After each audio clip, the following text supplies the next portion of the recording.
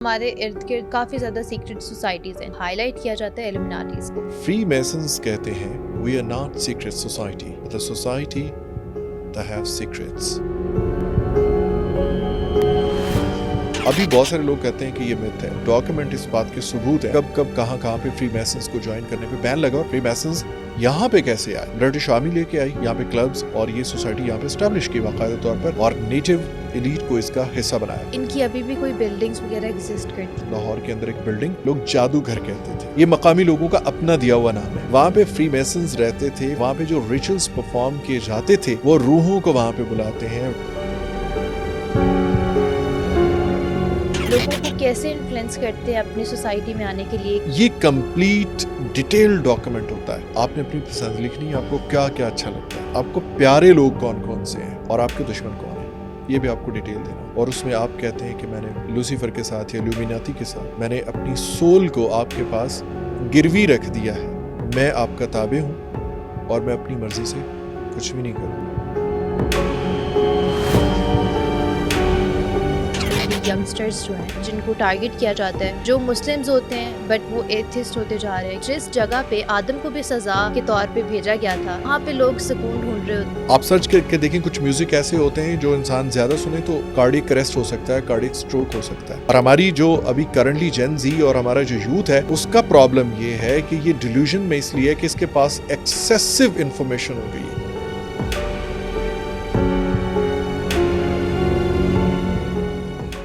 अस्सलाम वालेकुम। आज हमारे साथ अल्ताफ सुमरो मौजूद हैं जिनसे हम जानेंगे कि इल्यूमिनाटीज आम इंसान को किस चीज़ का लालच देते हैं, नौजवान मजहब से बेजार क्यों है और वो कौन सा म्यूज़िक है जो आपकी जान ले सकता है। ये सब जानने के लिए आज का एपिसोड एंड तक ज़रूर देखिएगा।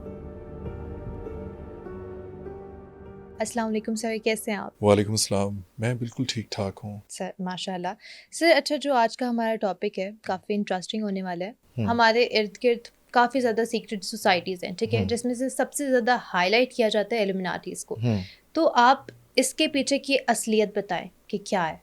आप असलियत किस तरह से पूछ रही हैं? आप इनके वजूद के होने के बारे में जानना चाहती हैं? कि ये एक्चुअल में एग्जिस्ट करती भी है या नहीं, सिर्फ लोगों ने सुना हुआ है, या एक्चुअल में ये एग्जिस्ट करती है, अपना काम भी करती है या नहीं। होस्ट आप हैं, लेकिन मैं आपसे एक सवाल पूछता हूँ, आप क्या कहती हैं? हो सकती हैं ये नहीं? सर जितनी हमने बातें सुनी आज तक, ठीक है, और जितने हमने वाकयात देखे भी है, इवन दो हमारे सेलिब्रिटीज़ भी उस चीज़ को फॉलो कर रहे होते हैं, कुछ लोग उसके बारे में थोड़ी बहुत हिंट भी दे देते हैं, कुछ लोग उसके बारे में सिंबल्स भी बनाते हैं कि हाँ इसका वजूद है।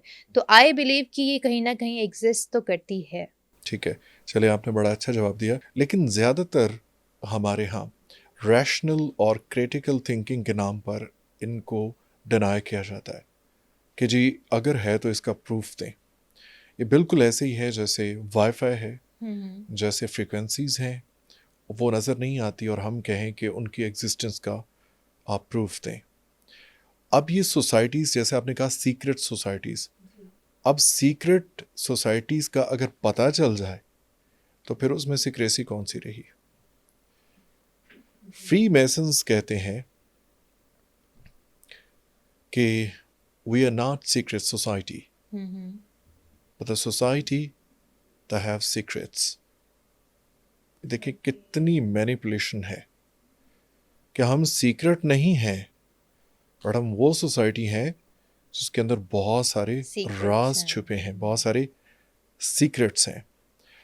अब इल्यूमिनाती के बारे में बात करें तो इनकी एग्जिस्टेंस जो है वो 18th सेंचुरी में हमें मिलती है। अब उससे भी पहले हमें ये कोई 16वीं सदी में यानी 1549 में भी इनकी एग्जिस्टेंस स्कॉटलैंड के अंदर मिलती है। स्कॉटलैंड के अंदर, ठीक है। और अब देखें कि जो फ्रीमेसन्स और इल्यूमिनाती के हेडक्वार्टर्स हैं वो स्कॉटलैंड और लंदन के अंदर हैं। अब वहाँ पे हम चलते हैं पीछे, जब कॉलोनियलिज्म था, जब ब्रिटिश रूल कर रहे थे पूरी दुनिया के ऊपर।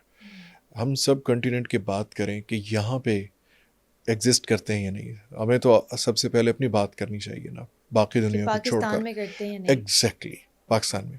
अब पाकिस्तान को थोड़ा पीछे जाएं, जब 1947 की पार्टीशन नहीं हुई थी, ब्रिटिश यहाँ पे रूल कर रहे थे। बिल्कुल। और these societies were established by the British Army and British supremacy. ये खुद नहीं कायम हुई थी यहाँ पे. और actually these were the clubs of elite उस वक्त.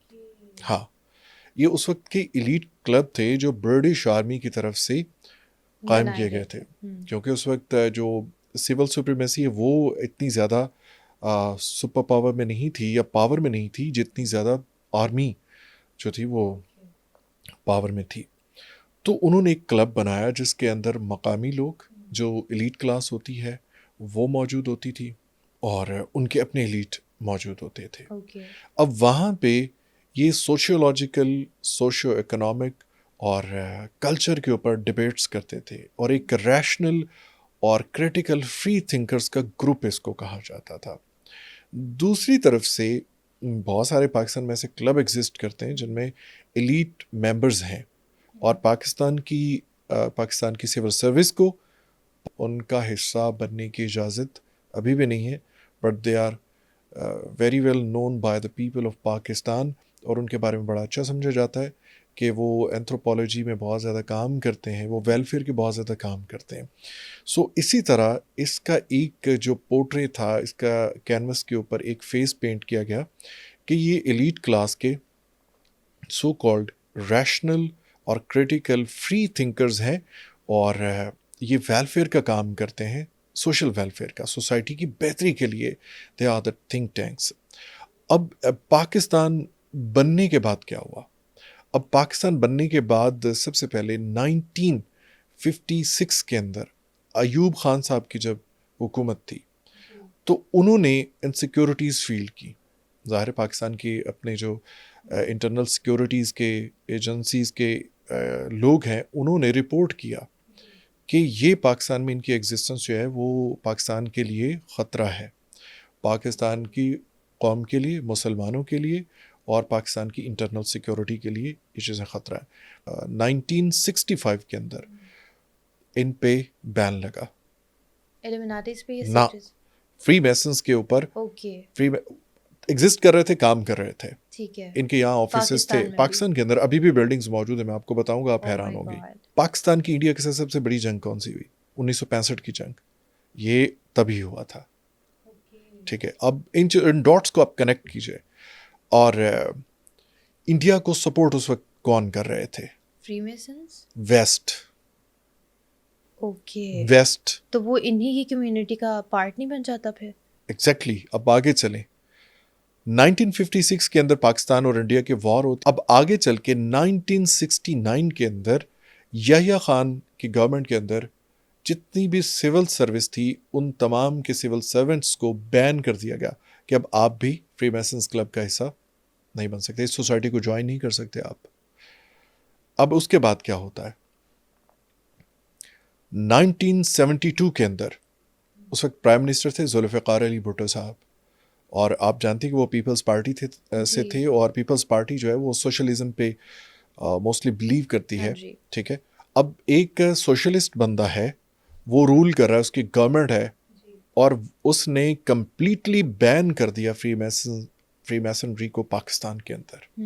ठीक है. ये थोड़ी सी हैरत नहीं होती आपको कि उस बंदे ने कंप्लीटली बैन कर दिया? आपको लगता है एक बंदा सोशलिस्ट है, वो सोशलिज्म का प्रचार करता है, वो शख्सी आज़ादी की बात करता है, लेकिन वो एक सोसाइटी को बैन कर देता है जिसको ब्रिटिश आर्मी या ब्रिटिश एलीट जो है वो यहाँ सब कंटिनेंट के अंदर लेके आए और जिसके मेंबर पाकिस्तान की एलीट क्लास थी, पाकिस्तान की ब्यूरोक्रेसी थी और उनको ग्रेजुअली पहले सिविल सर्विस के लोगों को बैन किया गया और 1972 के अंदर उस वक्त प्राइम मिनिस्टर जुल्फ़िकार अली भुट्टो ने इसको कम्प्लीटली पाकिस्तान के अंदर बैन कर दिया गया. आपको थोड़ी हैरत नहीं होती है जानकर? इसमें कुछ तो ऐसा काम हो रहा होगा ना जिसकी वजह से उनको बैन करना पड़ा, लेकिन वो काम क्या था? क्योंकि इस तरह की चीज़ें खुल के भी तो सामने नहीं आती. अब ये देखें, आप कह रही थी कि क्या ये एग्जिस्ट करती हैं या नहीं करती. इससे बड़ा एग्जिस्टेंस का प्रूफ और क्या हो सकता है? ठीक है. आपने ये सवाल नहीं पूछा कि फ्री मैसन्स इनको क्यों कहा जाता है, मैसन्स जो कारपेंटर होते हैं मेरा यही आपसे और फ्री क्यों कहा जाता है? फ्री मैसन्स कौन है? सबसे पहले तो मुझे सवाल ये तो ये बताया होना ना चाहिए कि था. इल्यूमिनाटी और फ्री मैसन्स में क्या डिफरेंस है फिर? बहुत सारी जगहों पे इनको एक ही ग्रुप समझा जाता है और कहा जाता है कि ये लेयर्स हैं, सिक्योरिटी की लेयर्स हैं।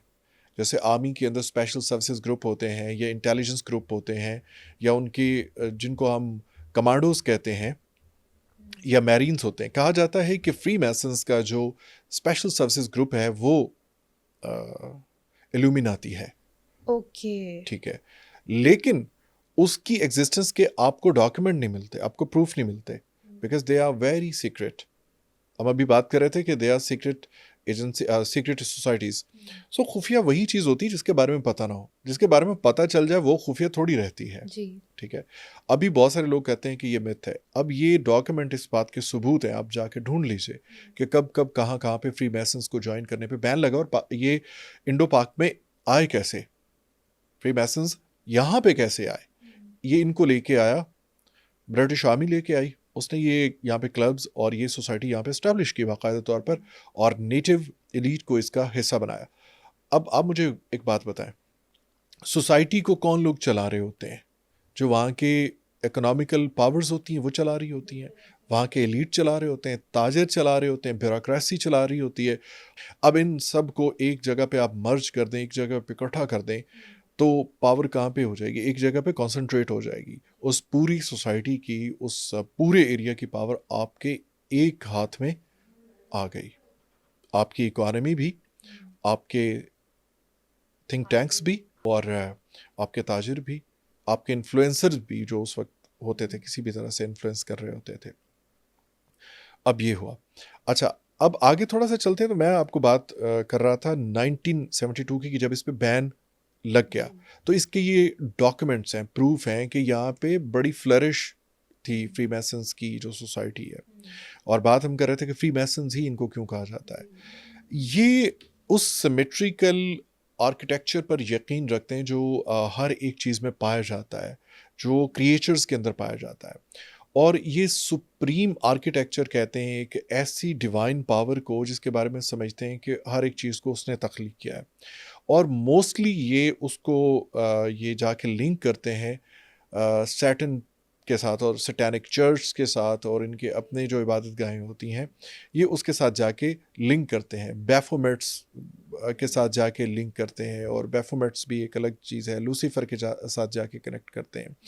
तो अब आप हॉलीवुड के अंदर जाके देखें, बहुत सारी मूवीज़, बहुत सारे डॉक्यूमेंट्स आपको इसके ऊपर मिल जाएंगे, यूट्यूब पे पड़े हुए हैं। फ्री मैसन्स, ऐसे मैसन्स जो किसी हुक्म को नहीं मानते, जो किसी रिलीजन को नहीं मानते, और वो किसको मानते हैं? एक सुप्रीम आर्किटेक्ट को, एक सुप्रीम मैसन को जिसने सब कुछ क्रिएट किया है। इनकी बिल्डिंग्स के अंदर, इनकी जो आर्कियोलॉजी है, इनकी जो सिमेट्री है बिल्डिंग के अंदर, उसके अंदर भी हर एक चीज़ आपको डिपिक्ट करती है कि क्या क्या है उसमें। इनकी स्टेयर्स की एक ख़ास तादाद होती है जो ये रिलेट करते हैं या लिंक करते हैं, कनेक्ट करते हैं स्टैनिक नंबर्स के साथ। मोस्टली 13 ये रखते हैं, स्टेयर्स 13 होंगी, स्क्वायर्स हैं तो वो 13 होंगे, इस तरह रो है तो वो 13 होंगी, इस तरह करके इनकी चीज़ें चलती थी। इनका नंबर 13 नंबर को अमूमन जो है वो स्टैनिक नंबर के साथ लिंक किया जाता है। और वेस्ट के अंदर आपको मज़े की बात बताऊं, वहाँ पे होटल्स के अंदर 12 के बाद रूम नंबर 14 होता है। That's strange. और वहाँ पे फ्लोर्स भी, हम कहते हैं कि हम शायद बहुत ज़्यादा सुपरस्टिशियस हैं और हम इन चीज़ों में बिलीव करते हैं, बट हम इतना नहीं करते, वो बहुत ज़्यादा है। वो इस चीज़ को मद्देनज़र रख के हर एक चीज़ को वो कर रहे होते हैं। अगर वेस्ट में ही इस नंबर को इतना बुरा समझा जाता है, आप सर्च करके देख लें, हमारे जो इस वक्त देखने वाले हैं वो सर्च करके देख लें कि 13 जो है 13 नंबर, इसको वेस्ट में किस तरह से देखा जाता है आज के दिन में, अभी की बात कर रहा हूं। मैं वही कहने लगी थी कि वेस्ट ने ही ये कल्चर सबको बताया, इस कल्चर से इंट्रोड्यूस किया कि फ्री मेसन भी कोई चीज़ है जो एग्जिस्ट करती है, ठीक है, और ये वेस्ट की तरफ से ही आई। तो वेस्ट ही 13 नंबर को इंसान को बाउंड क्या चीज़ करती है? Religion, moral values. Religion bound करता है ना, कि हम अपनी हर चीज़ में अपनी मर्जी नहीं कर सकते। मैं कपड़े उतार के यहाँ पे सड़क पे नहीं घूम सकता, मुझे रिलीजन ने बाउंड किया है, मुझे सोशल और मॉरल वैल्यूज ने बाउंड किया हुआ है। ये अपने आप को फ्री समझते हैं इन तमाम चीज़ों से, और इसमें इजी फील करते हैं। और मोस्टली इनका टारगेट ऑडियंस होती है वो यंगस्टर्स होते हैं। यस, यूथ होती है, बिकॉज वो चाह रहे होते हैं कि उनके ऊपर कोई पाबंदी ना लगे। दूसरी तरफ से एक जो हम उसे इजी मनी कह लेते हैं या शॉर्टकट कह लेते हैं विदाउट एनी स्ट्रगल, वो यूथ 4 यूथी ख्वाब देख रहे होते हैं, तो ये उनको ट्रैप करते हैं। जो अभी आजकल आप लग्जूरियस लाइफस्टाइल देख रहे हैं, बहुत सारे मीडिया पे 360 में जो मीडिया हमें लग्जूरियस लाइफस्टाइल दिखाता है, बहुत सारे इन्फ्लुएंसर एकदम से आगे आ जाते हैं। कैसे होता है ये? ठीक है, इसकी हकीकत पे आगे चलते हैं। खैर, अभी आपने हाँ। एक ये भी बात की थी ना कि स्टैनिक चर्च, हाँ, तो ये स्टैनिक चर्च कैसा होता है? ये स्टैनिक चर्च दुनिया के अंदर ना दो ताकतें हैं, एक शैतान की और एक रहमान की। कुछ रहमान के बंदे हैं जो प्रैक्टिस करते हैं या नहीं करते, वो कहते हैं कि अल्लाह हमारा रब है, उससे डरते भी हैं, वैल्यूज़ पे बिलीव भी करते हैं, लिमिटेशंस को भी मानते हैं, अगर लिमिटेशन क्रॉस होती तो उससे डरते भी हैं, उसकी माफ़ी मांगते हैं। दूसरी तरफ फ्री थिंकर्स हैं, जो फ्री शैतान के थिंकर्स, बंदे हैं। फ्री फ्री थिंक थिंकर्स का नाम आप क्यों दे रहे हैं इनको? फ्री थिंकर्स क्योंकि ये कूल लगता है। आप किसी को कहें कि तुम काफिर हो गए हो, अच्छा महसूस करेगा वो। अगर आप कहें कि ही और she is very critical and free thinker, कैसा फील होगा? कूल लगेगा, अच्छा लगेगा। कि इंटेलेक्चुअल फील होना आजकल तो वैसे भी ट्रेंडिंग में चल रहा है कि अगर आप अगेंस्ट द रिलीजन बात करते हैं और उसको क्रिटिकल और रैशनल थिंकिंग का नाम देते हैं तो आप बड़े कूल लगेंगे। ठीक है, अगर आप निच्चे और कार्ल मार्क्स को पढ़ के और उसको अंडरस्टैंड किए बिना, क्योंकि निच्चे खुद जो है एक ऐसा फिलोसफर है जो ओपन एंडेड क्वेश्चन छोड़ देता है, वो किसी चीज़ का कंक्लूजन नहीं देता। And they are the human being, मतलब उनकी कोई चीज़ लिखी हुई या कही हुई उनका पर्सनल एक्सपीरियंस भी हो सकता है, उनकी उस वक्त के सर्कमस्टांसेस क्या थे, उनकी साइकी क्या थी, उनके रिलेशन कैसे चल रहे थे, उनकी अपनी ज़ाती नफ्सियात कैसी थी उस वक्त, उनकी सेहत कैसी थी, इस चीज़ को तो कोई नहीं देखता। ठीक है, और उनकी अपना एक्सपीरियंस है ना, एक्वायर्ड लर्निंग उन्होंने लिखी हुई है और कोई कंक्लूजन नहीं दिया, ओपन एंडेड क्वेश्चन छोड़ दिए हैं जो यूथ को बहुत ज़्यादा डिट्रैक्ट करते हैं, डिस्ट्रैक्ट करते हैं। अब वो रैशनल और क्रिटिकल थिंकिंग के नाम के ऊपर वहाँ से ये काम शुरू हुआ जब इंडो पाक में ये सोसाइटीज़ आई और एक क्लब में सारी पावर्स इकट्ठी होना शुरू हो गई। अब नीचे जो लोग काम कर रहे होते हैं, जो मजदूर काम कर रहे होते हैं या किसी के पास काम कर रहे होते हैं, जो मातहत होते हैं, जो रियाया होती है, उनके पास तो कुछ नहीं होता, उन्होंने फॉलो करना होता है हुक्मरानों को। अब वो बाय हुक और बाय क्रुक उनको अपने रूल्स को फॉलो करवाते हैं। ठीक है, दूसरी तरफ से अगर वो प्रोटेस्ट करते हैं तो इकोनॉमिक पावर्स भी वहीं पे मौजूद होती हैं, वो उनकी इकॉनमी रोक लेती हैं, उनके घर का चूल्हा बंद हो जाता है, मतलब हर तरह से उनको कंट्रोल किया जाता है। और दूसरी तरफ से उनको इन्फ्लुएंस भी किया जाता है कि जो इस ट्रैक पे चल रहे हैं, जो हमारे साथ लोग हैं, उनकी लाइफ देखो कैसी है, वो मज़े कर रहे हैं, उनका नाम है, उनको उनको फेम मिल रहा है। अच्छा, एक और बात जो मैं करना चाह रहा था अभी कि 1972 में जब फ्री मैसन्स को बैन किया गया, उसके बाद एक साल के बाद 73 के अंदर इनके ऊपर क्रैकडाउन शुरू हो गया एकदम से। देखिए, एक ऐसी सोसाइटी जो पाकिस्तान में फ्री काम कर रही थी, उसके ऊपर कोई बैन नहीं था, बल्कि पाकिस्तान के जो हाई रैंक्स के लोग थे वो इसके अंदर शामिल थे, एकदम से उसे बैन किया जाता है और फिर उसकी सारी बिल्डिंग्स को, उसकी सारी प्रॉपर्टी को एक्वायर कर लिया जाता है और कब्ज़ा कर लिया जाता है। हुकूमत की तरफ से कब्ज़ा नहीं किया जाता, बल्कि वो अपने पास उनसे ले ली जाती हैं वापस। सो कलेक्टिवली ये हुआ कि इन चीज़ों को आहिस्ता आहिस्ता इनके आगे वॉल्स लगाई गई, इनको यहाँ से वाइप आउट किया गया और बहुत चूँकि डीप रूट्स थी यहाँ पे, तो इनको ग्रेजुअली आहिस्ता आहिस्ता कम किया गया। इट मीन्स कि ये सारे डॉट कहीं जाके एक ही जगह पे कनेक्ट हो रहे थे। अब ये सारी चीज़ें कौन लेके आया था? फ्री मैसन्स को कौन लेके आया था इंडो पाक में? शुरू में हमने बात की, कौन लेके आया था? वेस्ट कल्चर लेके आया था, ब्रिटिश लेके आया था, वेस्ट लेके आया था, मगरिब लेके आया था। इस पॉडकास्ट के अंदर आप देखिएगा बहुत सारे फ्री थिंकर्स और बहुत सारे क्रिटिकल थिंकर्स आएंगे, ये वो, हर एक को जीने की आज़ादी है, ये वो, बहुत सारे ऐसे कमेंट्स आएंगे। ये किसने उनको बताया? ठीक है, अब ये फ्री मैसन्स और इल्यूमिनाती, ठीक है, ये उसके डॉक्यूमेंटेड प्रूफ हैं जो आपको बता रहा हूँ, और ये by the government of Pakistan ये सारी चीज़ें आई हैं। ठीक है, पाकिस्तान के प्राइम मिनिस्टर्स की जानिब से या उस वक्त के जो प्रेसिडेंट्स थे उनकी जानिब से ये बैन लगाए गए। और दूसरा ये कि ये भी सुनने में आता है कि अगर इन्होंने अपने पास एग्रीमेंट कराना हो, अगर फ्री मेसन या इल्यूमिनाटीज की मैं बात करूं, ठीक है। आपको एक मजे की बात बताता हूँ। मॉल रोड के ऊपर इस वक्त जो सीएम सेक्रेटेरिएट है, ये किसी वक्त फ्री मेसन्स का लॉज हुआ करता था। Oh my God. हाँ, अच्छा, इनकी अभी भी कोई बिल्डिंग्स वगैरह एग्जिस्ट करती हैं यहाँ बिल्कुल पे? एग्जिस्ट करती हैं, और वो इतनी जबरदस्त बनी हुई हैं कि वो शायद सदियों उनको कुछ ना हो, कि बहुत सारी बिल्डिंग्स हैं। एक जो लाहौर मतलब जिसमें काम भी चल रहा है प्रॉपर। यस, वो पाकिस्तान गवर्नमेंट की तरफ से एक्वायर कर लेगी। ओके इस वक्त वो गवर्नमेंट ऑफ पाकिस्तान की प्रॉपर्टी है। ओके।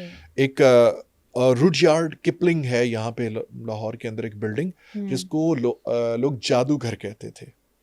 जादूघर। जादूघर ये मकामी लोगों का अपना दिया हुआ नाम है। ओके। हाँ, उसका नाम जादूघर नहीं है। वहाँ पे फ्री मेसन्स रहते थे, फ्री मेसन्स की वो बिल्डिंग थी, और वहाँ पे जो रिचुअल्स परफॉर्म किए जाते थे, तो उसकी वजह से लोग देखते थे कि उनकी जो रिचुअल्स होती थी, उनके रसूम होती थी, वो बहुत अजीबो गरीब होती थी। और उस वक्त के लोग ये क्लेम करते हैं कि दे समन द स्पिरिट्स, वो रूहों को वहाँ पे बुलाते हैं। वहाँ यहाँ तक कहा जाता है कि वहाँ पे बच्चों की और इंसानी कुर्बानियाँ भी दी जाती थी अपनी विल के साथ। ठीक है, कोई बंदा अपने आप को इमॉर्टल होने के लिए, अपने आप को कुर्बानी के लिए पेश कर देता था। ठीक है, before the Baphomet and in the feet of Baphomet और लूसीफर के हमेशा इमॉर्टल होने के लिए। आपको पता है इंसान की हमेशा से ये ख्वाहिश रही कि मैं जिंदा रहूं। मुस्तकिल ज़िंदगी चाहने की ख्वाहिश में बहुत सारे लोग कोई दवाइयाँ बनाते रहे, कोई चीज़ें ढूंढते रहे। तो ये उन लोगों को वो चीज़ें दिखाते हैं।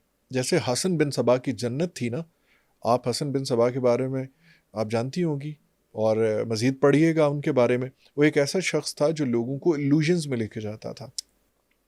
ठीक है, अब इसका भी इनकार कर दें हिस्ट्री का, कि उसके पास कुछ भी नहीं था, और उसने अपनी इतनी बड़ी फौज बना ली, अपनी इतनी बड़ी सीक्रेट सर्विस बना ली, कि उस वक्त के ताकतवर तरीन बादशाह को वो एक मैसेज भेजता था कि ये काम मेरा करो। वो एक आम पर्सन था जिसके पास कुछ भी नहीं था, जिसका बैकग्राउंड ही कुछ नहीं था, और वो भेजता था। अगर वो नहीं करता था, इनकार करता था, तो उसी वक्त उसके दरबार में से, उसके गार्ड्स में से कोई उसको कत्ल कर देता था। उसकी सीक्रेट इसने सर्विस का इतना इन्फ्लुएंस किया हुआ था लोगों एग्जैक्टली।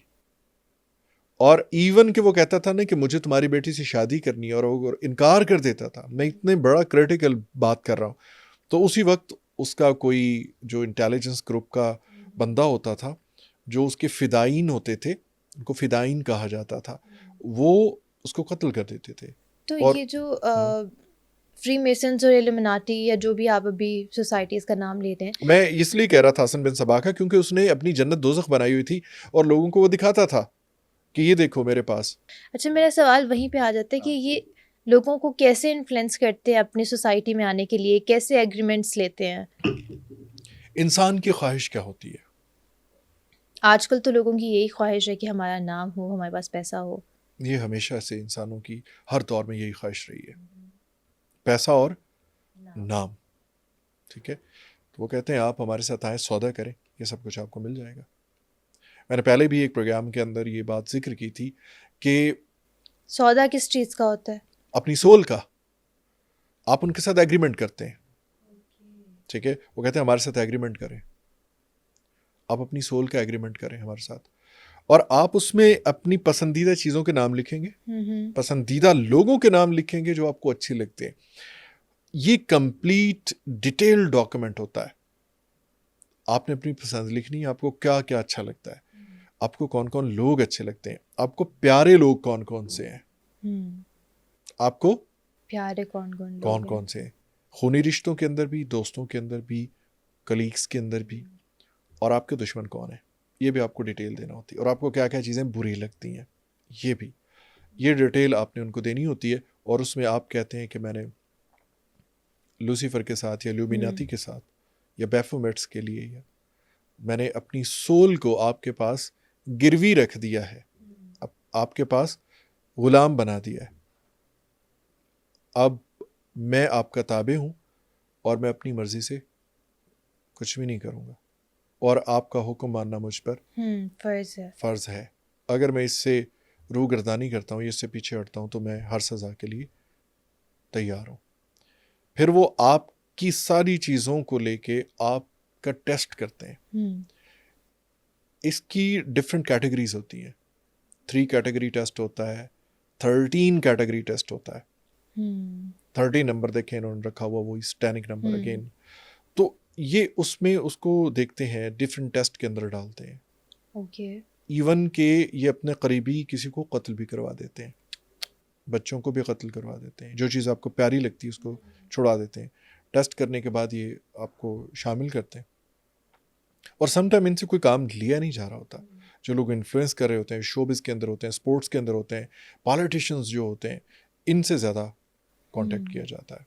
ठीक है। और मज़े की बात है कि ये जिस बंदे के साथ चाहते हैं उसके साथ जाके मिल लेते हैं और प्रॉपरली कोई कांटेक्ट नहीं देते, ये कोई फ़ोन नंबर कुछ भी नहीं, ये खुद कांटेक्ट में रहते हैं। ठीक है। जब इनको ज़रूरत होती है तो उसके साथ ये उस बंदे को ये अपने पास बुला लेते हैं। और जैसे जैसे वो टेस्ट पास करता जाता है उसका रैंक अपग्रेड होता जाता है, अप होता जाता है। और कैसे कैसे इन्फ्लुएंस हम हो रहे हैं, एक आम पर्सन। 360 में हम मार्केट में जाते हैं, मीडिया इन्फ्लुएंस करता है, print media, electronic media, social media. ठीक है। म्यूजिक इन्फ्लुएंस करता है। म्यूजिक के अंदर बहुत बड़े बड़े नाम जो हैं वो इल्यूमिनाती और फ्रीमैसन्स का हिस्सा रहे। मैडोना को जानती हैं आप? जी जी।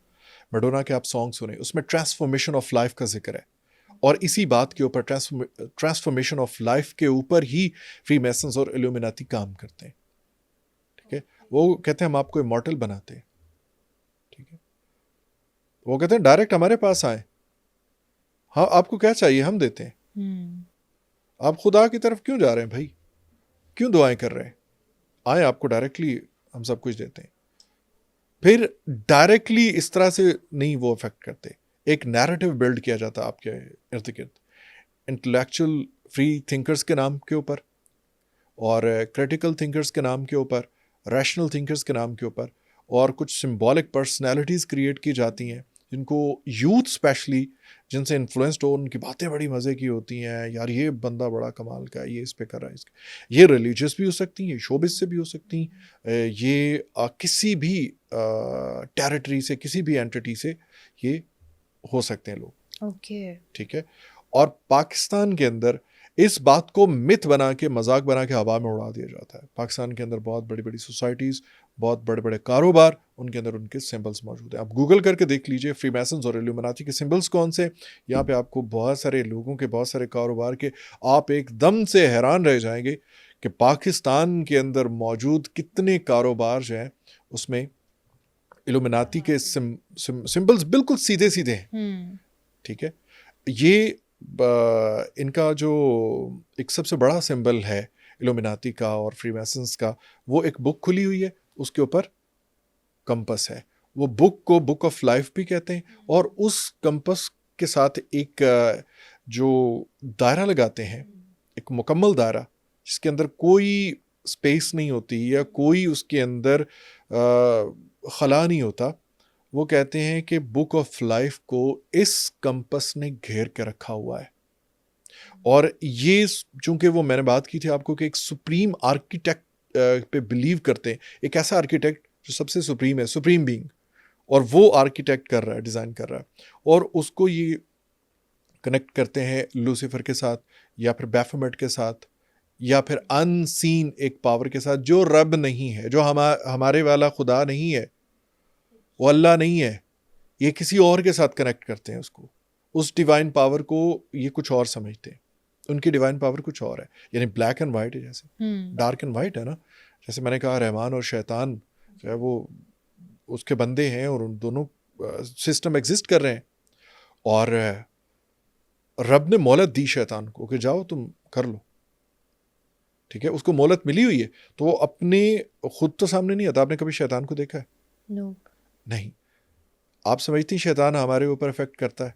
ऑब्वियसली करता है ना। कलाम मुक़द्दस के अंदर लिखा हुआ है, सूरतें नाजिल की गई उससे बचने के लिए। फिर शैतानों के दर्जे बताए गए कि शैतानों के छोटे छोटे शागिर्द होते हैं, उनके स्टूडेंट्स होते हैं, उसकी पूरी कम्युनिटी है, तो वो इंसानों की सूरत में एग्जिस्ट करते हैं यहाँ पे। ये हमारे सोल को शैतान तो करता ही है, लेकिन ये जो सोसाइटीज़ हैं, क्या ये भी हमारे सोल को किसी तरह इफेक्ट कर एग्जैक्टली रही है? करती हैं। सूरह वन्नास के अंदर आपने देखा नहीं कि वसवसे पैदा होते हैं, ये गोली नहीं आके लगती, आपका नैरेटिव बिल्ड किया जाता है, आपका माइंडसेट चेंज किया जाता है। आप किसी चीज पे बिलीव करते हैं, सबसे पहले आपके बिलीफ को तोड़ा जाता है। बिलीफ सिस्टम अगर आपका टूटता है ना, फिर आप कटी पतंग होते हैं, आप कहीं भी जा सकते हैं। बिलीफ सिस्टम एक रूट के साथ आप जुड़े होते हैं, आप वैल्यूज के साथ जुड़े होते हैं, आप कम्युनिटी के साथ जुड़े होते हैं। जब वहां से आप डिस्कनेक्ट हो जाते हैं तो फिर तो आप फजा के अंदर, हवा के अंदर हैं, आप कहीं भी जाएंगे, आप वहां से कट हो गए। फिर जब आप बिल्कुल कट ऑफ हो गए हैं तो कोई आके कहता कि आओ मैं तुम्हें अडॉप्ट करता हूं, आओ तुम मेरे पास आओ, तुम्हें ये कम्युनिटी कबूल नहीं कर रही, तुम तो बहुत अच्छे हो, तुम तो रैशनल हो, तुम तो क्रिटिकल हो, तुम तो सवाल उठाते हो, तो ये सोसाइटी सवाल नहीं पसंद करती, ये मजहबी लोग बहुत मुतशद्दिद हैं, ये तो तुम्हें मार डालेंगे, आओ तुम्हें मैं अपने पास पनाह देता हूं, तुम्हें क्या चाहिए। उस वक्त वो जो कटी पतंग है डेफिनेटली वो उधर जाएगी। इट मीन्स कि वो हर तरह से पूरी दुनिया को कंट्रोल कर रहे हैं। यस, मैंने मैडोना का जिक्र किया, आप उसके गाने सुनिए, उसमें ट्रांसफॉर्मेशन ऑफ लाइफ का जिक्र है। और मैडोना एक पहले पब में काम करती थी, एक सिंगर थी पब के अंदर, क्लब के अंदर गाने वाली, और उसके बाद एकदम से उसको बूस्ट मिलता है और वो पूरी दुनिया पे लोग उसके दीवाने हो जाते हैं, और हर जगह पे मैडोना को सुना जाता है। उसके दौर में आजकल भी सुना जाता है, अब भी सुना जाता है। आप उसके वीडियोस देखें, विजुअल सुने और उसके लिरिक्स सुने, आपको पता है म्यूजिक के अंदर भी जादू होता है। रियली? यस, म्यूजिक नोट्स होते हैं ना, जो कॉम्पोजिशंस होती हैं। आपको पता है कि बहुत सारे म्यूजिक ऐसे हैं जो आपको हील करते हैं, आपके माइंड को रिलैक्स करते हैं। रिलैक्सिंग म्यूजिक के बारे में तो आपने सुना होगा, म्यूजिक थेरेपी के बारे में आपने सुना होगा, वॉइस थेरेपी के बारे में आपने सुना होगा।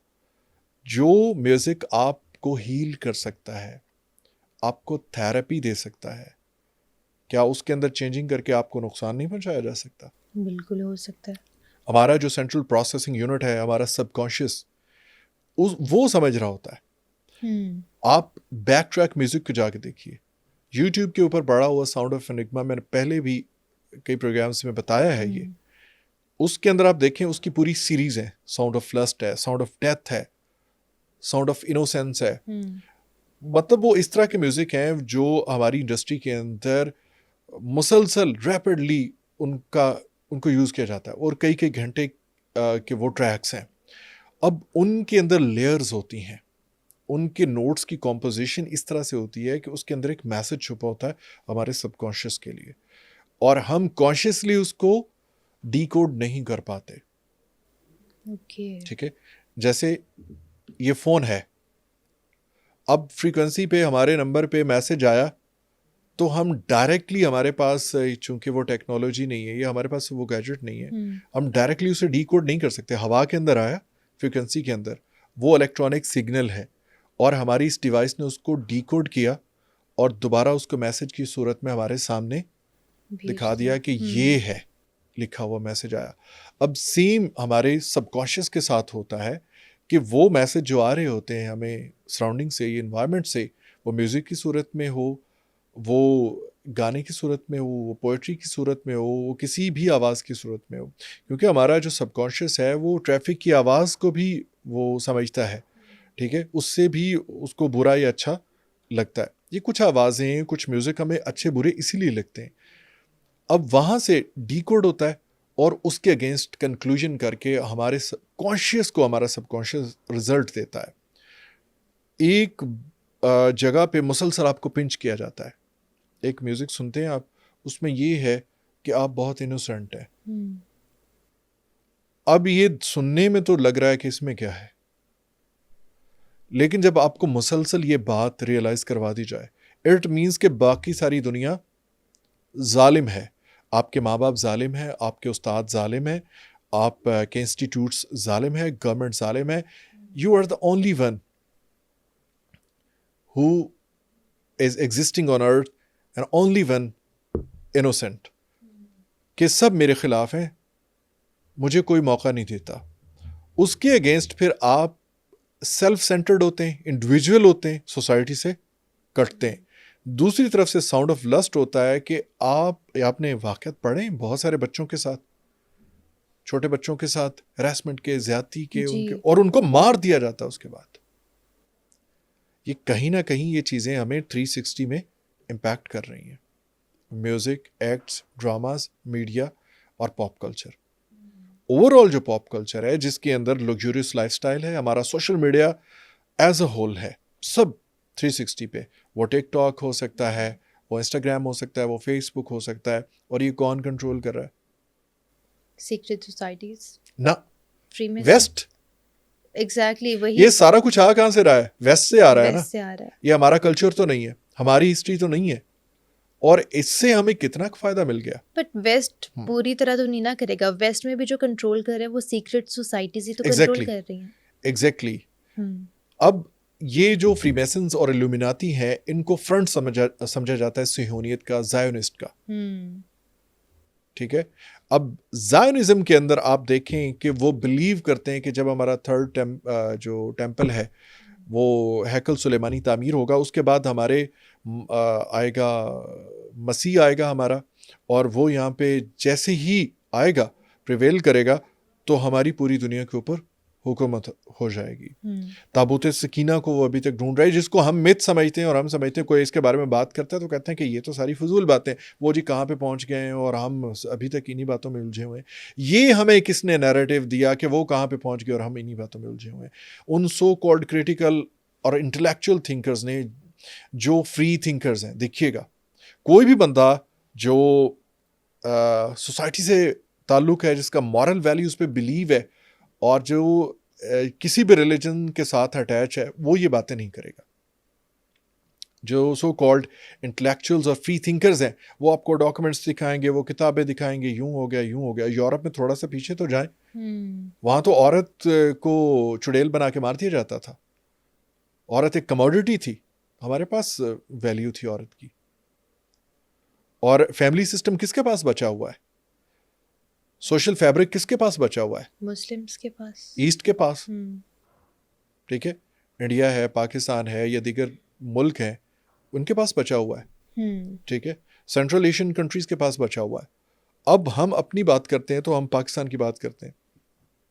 पाकिस्तान में नौजवानों के अंदर इंडिविजुअलिज्म बहुत ज़्यादा बढ़ रहा है। वो अट्रैक्ट होते हैं इन सारी चीज़ों के साथ, और वो कहते हैं वो किसी रिस्पॉन्सिबिलिटी को नहीं मानते। स्पेशली जो ये यूनिवर्सिटी गोइंग है यूथ है, एग्जैक्टली, वहाँ जाते हैं, उनको ये चीज़ें सुनने को मिलती है, एक्सेस मिलती है।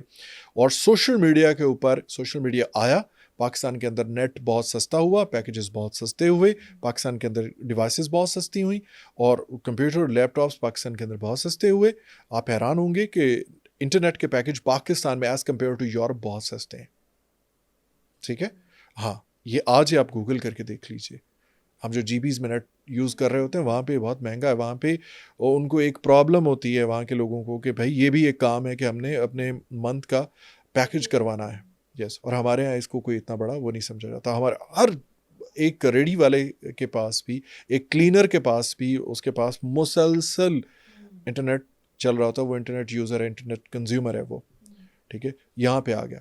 अब आपके पास एक ऐसी चीज़ दे देगी जिसके साथ आप अटैच हो गए, उस पर आपने बिलीव करना शुरू कर दिया, वहाँ से न्यूज़ लेना शुरू कर दी, वहाँ से एंटरटेनमेंट लेना शुरू कर दी। आपका स्क्रीन टाइम 24 घंटे में से 14-14, 16-16, 20-20 घंटे है जी। ठीक है, और आप ट्रैप हो गए, आप प्रोग्राम्ड हो गए, और वहाँ पे जो कुछ आ रहा है हम उस पर आहिस्ता आहिस्ता, और एडिक्टिव है ये चीज़ कि अगर पहले आपको एडिक्ट किया गया, तो फिर एडिक्टेड हो जाते हो आप। एडिक्ट किया गया, पहले आपको वो चीज़ प्रोवाइड की गई। ठीक है, फिर उसके अंदर जो मैसेजेस, जो नैरेटिव बिल्ड किया गया, इनडायरेक्टली, अनकॉन्शियसली, गैर महसूस तरीके से, अब वहाँ पे बहुत सारी बातें हम भी कहते हैं, हाँ यार बात तो सही कह रहा है बंदा, ये मौलवी ये करते हैं जी, फलां ये करता है। मज़हब का जो रिप्रेजेंटेटिव होता है किसी भी रिलीजन का, वो कौन होता है? वो पॉप होता है, पास्टर होता है, वो कोई ग्रंथी हो सकता है सिख में, सिखिज़म के अंदर। ठीक है, हिंदुओं के अंदर पंडित हो सकता है, और मुसलमानों के अंदर वो उलमा हो सकते हैं, ख़तीब हो सकते हैं, मौलवी हजरात हो सकते हैं। सबसे पहले जब टारगेट करना होता है, मौलवी को आज एक गाली बना दिया गया है नाम को। क्यों? आलिम को, खतीबों को गाली बना दिया है। मदारिस का नाम आता है तो फौरन हमारे जो नौजवान हैं मोस्टली वो क्या कहते हैं, मदरसे आज तो ये हो रहा है, अब वो हो रहा है। लेकिन ऐसा क्यों? क्योंकि वो रिप्रेजेंटेटिव है ना, वो रिप्रेजेंटेटिव है, वो रिलीजन के रिप्रेजेंटेटिव हैं। दैट्स व्हाई सिर्फ इन्हीं को टारगेट किया सिखों जाता का है। रिप्रेजेंटेटिव कौन है? ग्रंथी होंगे, ठीक है, जो ग्रंथ पढ़ते हैं, ठीक है। दूसरी तरफ हिंदुओं के अंदर पंडित हैं, और क्रिश्चियनिटी के अंदर पास्टर्स हैं, फादर्स हैं, पॉप्स हैं। तो उन सब की बातों को या उन सब की चीज़ों को बहुत नॉर्मलाइज कर दिया जाता है, और उनको इतना डिस्क्रिमिनेट किया जाता है कि उनको काबिल नफरत बना दिया जाता है कि भाई इनकी बात नहीं माननी, ये बहुत बुरे लोग हैं, ये इलिटरेट लोग हैं, ये जाहिल लोग हैं। आप मुझे एक बात करें, अक्सर हमने आजकल सुना है कि भाई सबसे बड़ा मजहब इंसानियत। अक्सर लोग ये क्लेम करते हैं यार सबसे बड़ा मजहब इंसानियत है। आप थोड़ा सा इस पे रिसर्च करेंगी तो ये लोग आपको कहते नजर आए, हम भी कहते हैं, लेकिन उनके कहने में और हमारे कहने में फर्क है। अब मुझे एक बात बताएं, इंसानियत के अंदर या ह्यूमन बीइंग की सोसाइटी के अंदर वैल्यूज होती है, मॉरल वैल्यूज। वैल्यूज कौन सेट करता है? इंसानियत का कोई स्ट्रक्चर नहीं है। इसको स्ट्रक्चर्ड करने के लिए रिलीजन आया, जो इसका क्रिएटर है उसको पता है। और ये आलम असबाब है, आलम तहय्युर नहीं। वो कहते हैं कि रब क्यों नहीं आता, जुल्म हो रहे हैं, ये यहाँ पे हम फॉर द टाइम बीइंग है, हम एक सोल है। हम जब पैदा हुए तब पैदा नहीं हुए थे, जब हम मरेंगे तब हम मरेंगे नहीं, हम ऑलरेडी एग्जिस्ट कर रहे थे। कलाम मुक़द्दस के ऊपर जिन लोगों का बिलीव है वो पढ़ के देख लें कि अल्लाह ताला ने सब रूहों को तख्लीक किया और तख्लीक करके उनसे वादा लिया था, क्या मैं तुम्हारा रब नहीं हूँ, जिसे अहद अलस्त कहते हैं। उसके बाद for the short time being हम इस दुनिया के अंदर आए, और जो सोल्स दुनिया में आनी है वो भी ऑलरेडी क्रिएटेड है, उनका क्रिएशन का टाइम एक ही है, वो अभी मौजूद हैं रियलिटी में, वर्चुअली नहीं। वो किसी जगह पे एग्जिस्ट करती हैं इस वक्त भी। वो कौन सा आलम या कौन सा डिमेंशंस हो सकती है वो हमें नहीं दिखाया गया।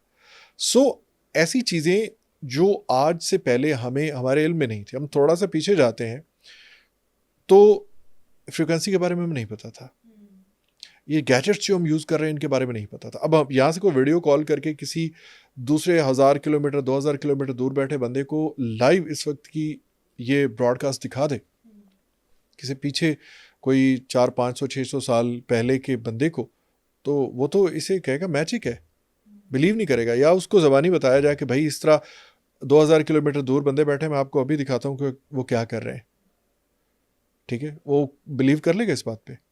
नहीं करेगा। और आज हमारे बच्चों के लिए ये चीज़ नॉर्मल है, बिकॉज हमें नहीं पता था। वो चीज़ें ऑलरेडी कायनात के अंदर एग्जिस्ट कर रही थी, वो फ्रीक्वेंसीज, वो सारी चीज़ें एग्जिस्ट कर रही थी, और लोगों ने उसको दरियाफ्त किया, बनाया नहीं, दरियाफ्त किया, ढूंढा, और ढूंढ के उनको कनेक्ट कर दिया। ये उनकी क्रिएशन थी कि उन्होंने उसको ट्रैप करने के लिए गैजेट्स बना दिए या डिवाइसेस बना दी, ठीक है। सो डिनाइल जो होता है, लॉजिकल डिनाइल और साइंटिफिक डिनाइल, साइंस इटसेल्फ अपने आप को बार बार वो झूठा साबित करती रहती है। थोड़े अरसे के बाद वो पहले के सबसे छोटा ज़रा जो है मैटर का वो एक एटम है, एटम के बाद फिर पता चला नहीं जी इसके अंदर भी कुछ चीज़ें हैं। फिर उसके बाद पता चला कि न्यूक्लियस जो है वो मज़ीद उसको हम तकसीम नहीं कर सकते, फिर पता चला कि न्यूक्लियस भी तकसीम हो सकता है।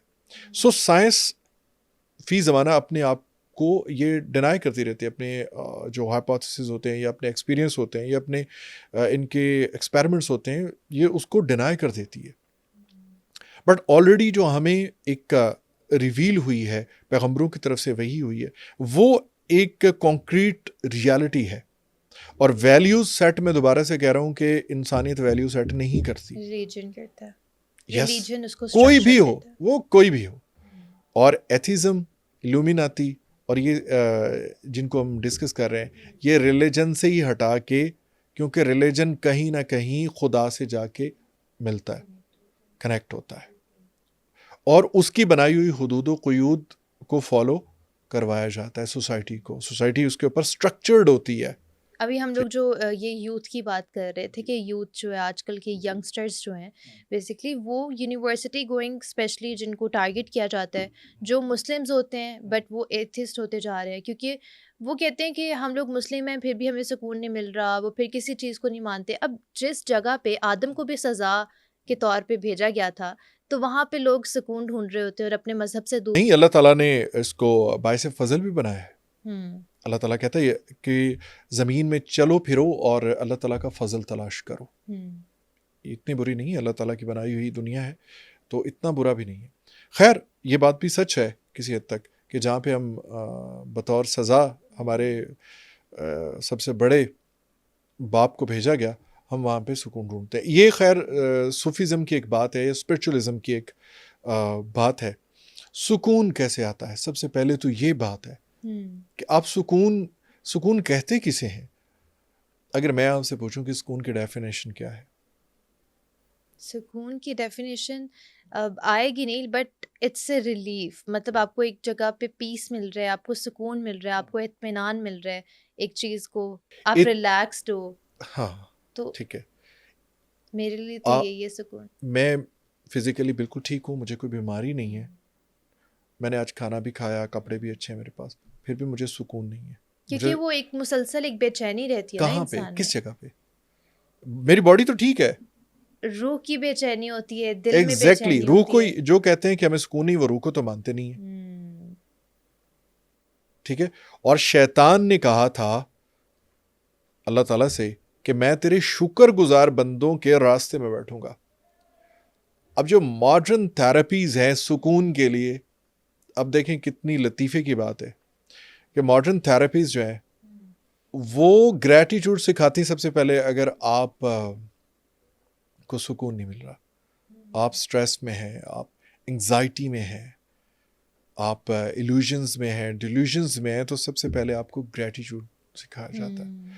अब ग्रैटिट्यूड जो है, तशक्कुर, शुक्राना, शुक्र अदा करना, ये किसका होता है? अल्लाह का। आप अल्लाह को जो लोग नहीं मानते, ठीक है, वो किसी और गॉड को मानते होंगे, हिंदुइज्म में या किसी और में, किसी भी जगह पे किसी न किसी डिवाइन पावर के ऊपर वो बिलीव करते हैं कि एक है, कोई है सबसे बड़ा, ठीक है, और उसका शुक्र अदा करते हैं ना। कोई भगवान का करता है, कोई रब का करता है, कोई जो जो जितने भी मज़ाहिब हैं वो अपने अपने रब का शुक्र अदा करते हैं। जो मानता ही नहीं कि कोई है ही नहीं, वो किसका शुक्र अदा करेगा? और शैतान ने क्या कहा था कि मैं तेरे शुक्रगुजार बंदों के रास्ते में बैठूंगा, क्योंकि जो शुक्रगुजार होगा वो बहुत फर्म्ड होगा अपने बिलीफ के अंदर, अपनी पर्सनैलिटी के अंदर, उसको कोई चीज़ यहाँ से नहीं हिलाएगी, वो कभी मुतजलजल नहीं होगा, ऊपर सुकून रहेगा। सारी गेम यहाँ की है। जब आपका माइंडसेट जो है ना वो परसीव करना शुरू कर देता है ना कि मेरे पास ये नहीं है, ये नहीं है, ये नहीं, फिर एक दौड़ शुरू हो जाती है। आपके पास अपनी मौजूद चीज़ का एहसास ख़त्म हो जाता है। आप नीचे वाले लोगों को नहीं देखते, अपने से ऊपर वाले लोगों को देखते हैं और फिर कंपैरिजन करते हैं कि यार इस बंदे के अंदर क्या ख़ास है जो मेरे पास नहीं, इसके पास इतनी गाड़ियाँ, ये वो, ये लग्जरियस लाइफस्टाइल, ये रोज़ाना कभी दुबई में गया होता है, कभी किसी मुल्क गया होता है, कभी कनाडा, अमेरिका, ये फिर रहा होता है, ये इसके पास तो कुछ भी नहीं था, ये भी तो फारिग था, वेला था। कंपैरिजन में आते हैं, फिर तशक्कुर नहीं। ठीक है। और ये दिखा कौन रहा है consumer lifestyle? Media. Media controlled by West. ठीक है। और वेस्ट के अंदर जो इन्फ्लुएंस्ड करती हैं वो ये सीक्रेट सोसाइटीज़ हैं। और इंडो पाक के अंदर मैंने शुरू में कहा था कौन लेके आया था फ्री मैसन्स को? वेस्ट लेके आया था, ब्रिटिश लेके आया था, उन्होंने एस्टैब्लिश किया था यहाँ पे। अब ये कुछ समझ आ रही है कि एग्जिस्टेंस है या नहीं है? बिल्कुल। ठीक है। और बैक ट्रैक म्यूजिक सुनिएगा, आप सर्च करके देखें, आप खुद भी और बाकी सुनने वाले भी सर्च करके देखें। साउंड ऑफ एनिग्मा की पूरी सीरीज सुने और देखें। साउंड ऑफ एनिग्मा उसके पूरी आप देखें, और पूरी पूरी सीरीज है उसकी, जो भी तौजीह पेश कर लें, लेकिन उनके टाइटल से ही और उनके विजुअलाइजेशन से आपको पता चल जाएगा। आप सर्च करके देखें, कुछ म्यूजिक ऐसे होते हैं जो इंसान ज्यादा सुने तो उसको कार्डियक अरेस्ट हो सकता है, कार्डियक स्ट्रोक हो सकता है। Like for real? Yes. आप सर्च करके कोई देखें। ऐसा केस है भी? यस, आप करें, बहुत सारी चीजें ऐसी आपको मिल जाएंगी, क्योंकि हम जो है वो सिर्फ और सिर्फ इंफॉर्मेशन की बेस के ऊपर लॉजिक्स ढूंढते हैं। किसके ऊपर? और हमारी जो अभी करंटली जेन जी और हमारा जो यूथ है, उसका प्रॉब्लम ये है कि ये डिल्यूजन में इसलिए है कि इसके पास एक्सेसिव इंफॉर्मेशन हो गई है। क्या हो गया? Excessive information. नॉलेज और इंफॉर्मेशन में बहुत डिफरेंस होता है। इंफॉर्मेशन हमें कहाँ से मिल रही है? सोशल मीडिया से, टिकटॉक से, इंटरनेट से। और सबसे ज़्यादा कंज्यूम क्या हो रहा है? फेसबुक, इंस्टाग्राम, टिकटॉक, ये वाली एप्लीकेशंस हो रही हैं, और इनसे जो हमें चीज़ें मिल रही हैं उन पे हम बिलीव कर रहे हैं। कभी हम जाके रिसर्च नहीं करेंगे। और जो लोगों की सोबत के पास बैठ के उनसे मिलता है, जो सीना पे सीने चीज़ें चलती आ रही हैं, आप उसको कैसे एक्सपीरियंस करेंगे? जैसे आजकल ऑरा बड़ा ट्रेंडिंग में एक वर्ड है। ऑरा आपको पता भी है क्या होता है? आप किसी शख्स के पास जाके बैठे, आपको पता चलेगा जो साहिब रूहानियत है, साहिब विजदान है, जिसका ऑरा वाकई स्ट्रॉन्ग है पर्सनालिटी का, आप उसके पास जाके बैठे तो सही। आप जाके फितरत के अंदर फितरी तरीके से रहकर तो देखें, फिर आपको पता चलेगा कि वाइब्स असल में कहते किसे हैं, फितरत आपके साथ बातें कैसे करती है, कनेक्ट कैसे होती है। तो सर लास्ट पे आप कुछ मैसेज देना चाहेंगे ऑडियंस को? मैं ऑडियंस को, स्पेशली यूथ को, ये कहना चाहता हूँ कि जब आप नीत्शे, कार्ल मार्क्स या दूसरे तीसरे जितने भी लोगों को आप पढ़ते हैं और उनके लिखे हुए पे, या उनको भी आपने प्रॉपर नहीं पढ़ा होता बल्कि लोगों से सुन रहे होते हैं, छोटी छोटी शॉर्ट वीडियोस के अंदर, हाँ, आप सुन रहे होते हैं, तो आप एक दफ़ा कुरान को भी पढ़ें, आप एक दफ़ा कुरान पाक को भी पढ़ें, तर्जमे के साथ पढ़ें, और उसके बाद जो सवाल उठते हैं वो पूछें किसी से। इंफॉर्मेशन की बेस के ऊपर सवाल न पूछें और ना ही कोई राय कायम करें। ठीक है? आप उसे बेशक एक किताब समझ के ही पढ़ लें, ठीक है? आप उसे कोई आसमानी सहीफ़ा ना समझें, आप उसे एक किताब समझ के पढ़ लें और उस पर सवाल उठाने की गरज से पढ़ लें, तर्जमे के साथ पढ़ें और फिर बात करें। बाकी ये है कि अपनी सोसाइटी के साथ कनेक्ट रहें। जहाँ भी सोशल फैब्रिकेशन ख़राब हुआ है, जहाँ भी टर्न आउट हुआ है, वहाँ दोबारा वो कौम नहीं बन सकी, वो कनेक्शन नहीं बन सके, वहाँ मोहब्बत नहीं पनप सकी, वहाँ नफ़रतों ने जन्म लिया। वेस्ट इस वक्त इंडिविजुअलिज्म का शिकार है, इनफरादियत का, कि हर बंदे को अपनी ज़ात की पड़ी और अपनी ज़ात तक महदूद है, कोई किसी से नहीं पूछता। और इसकी मिसाल पिछले दिनों 3-3 महीने, 1-1 महीना पुरानी लाशों का घरों से निकलना है और इर्द गिर्द पता नहीं था। और ये बहुत बड़ा रेड फ्लैग और अलार्मिंग सिचुएशन थी पाकिस्तान के लिए, क्योंकि पाकिस्तान के लोग तो एक दूसरे से कनेक्टेड होते हैं। इनको गली में 1-2 दिन कोई शख्स नज़र ना आए तो पूछने घर पहुंच जाते हैं। और इंसानों की महराज यही है कि एक दूसरे के साथ कनेक्ट रहें और एक दूसरे की खैर खबर लेते रहें, क्योंकि फरिश्तों से बेहतर है इंसान बनना, मगर इसमें लगती है मेहनत ज़्यादा। तो और मेहनत यही है कि आप एक दूसरे के साथ कनेक्ट रहें। हम ज़मीन पर इंसानों के वास्ते, इंसानों के ज़रिए से आए, और हम इंसानों के साथ ही खुश रहते हैं। हमारी खुशियाँ इंसानों के साथ वाबस्ता हैं, हमारे गम उनका कथारसिस इंसान करते हैं। सो इंसानों से कट कर हम खुश नहीं रह सकते, ना ही पुरसुकून रह सकते हैं। बिल्कुल ऐसा ही है sir. Thank you so much for your time. और ये काफ़ी इन्फॉर्मेटिव पॉडकास्ट रहा है और उम्मीद करती हूँ कि हमारी ऑडियंस को भी आज का एपिसोड बहुत ज़्यादा पसंद आएगा। अगले पॉडकास्ट तक के लिए मुझे दीजिए इजाज़त। अल्लाह हाफिज़।